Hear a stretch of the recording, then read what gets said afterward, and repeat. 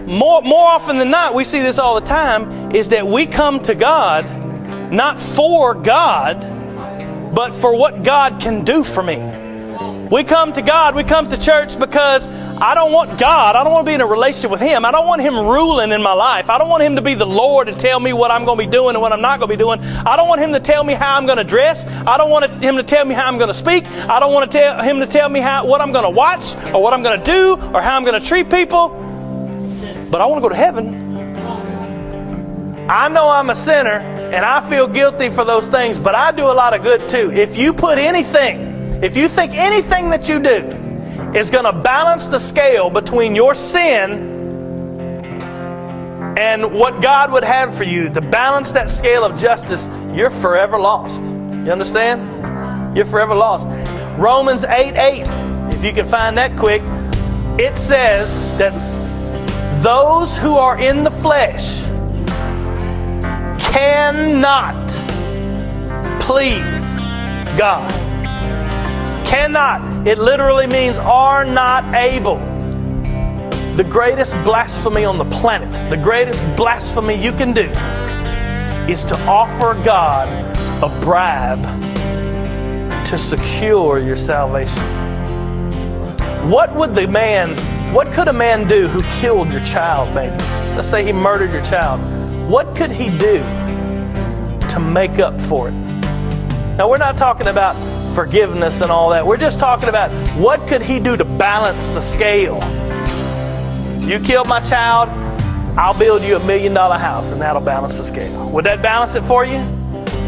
So now I am guilty.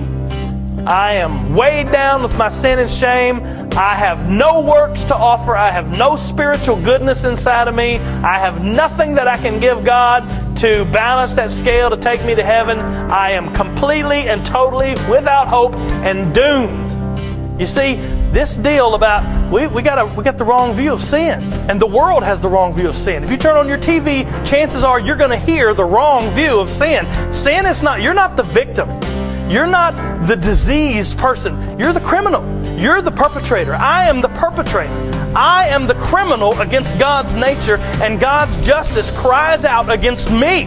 You understand what I'm saying? That means that God, right now, if heaven opened up and fire fell from the sky and burned me up on this stage, and it was just a horrible display of whatever, and I melted right before you, God would be right to do that.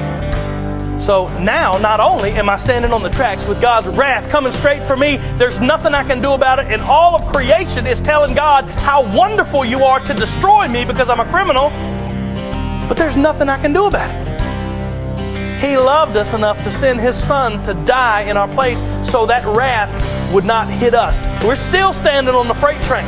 Nothing has changed from Old Testament to New Testament. You're still standing on the freight train. That wrath is still coming at you as a lawbreaker. The only difference now is right before it smashes into you and destroys you for eternity, the Son of God steps in your path and takes it on Himself.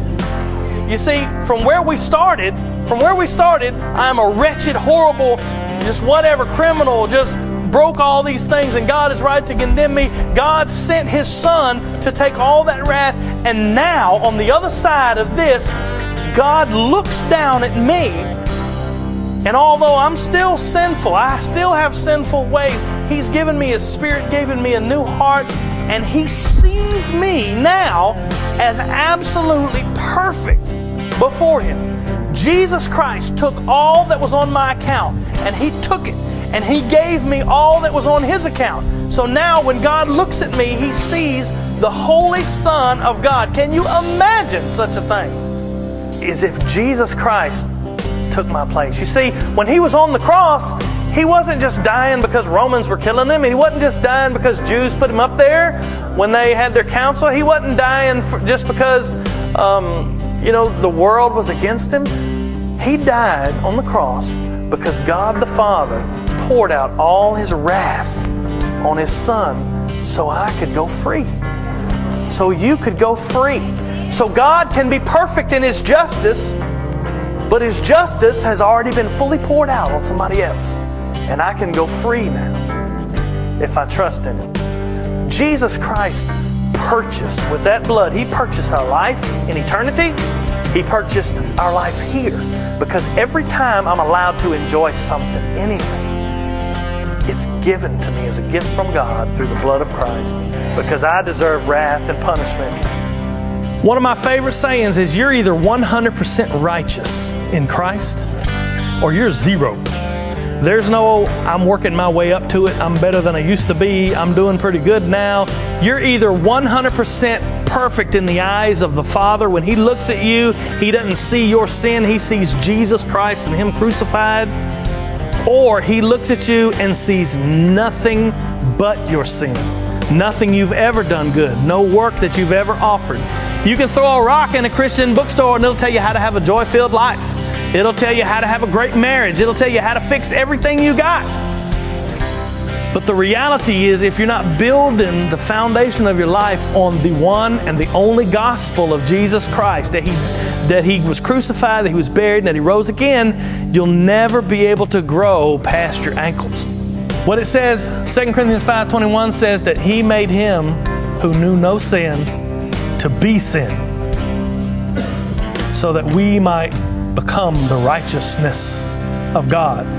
He was suffering, taking the wrath of the Father that I deserve.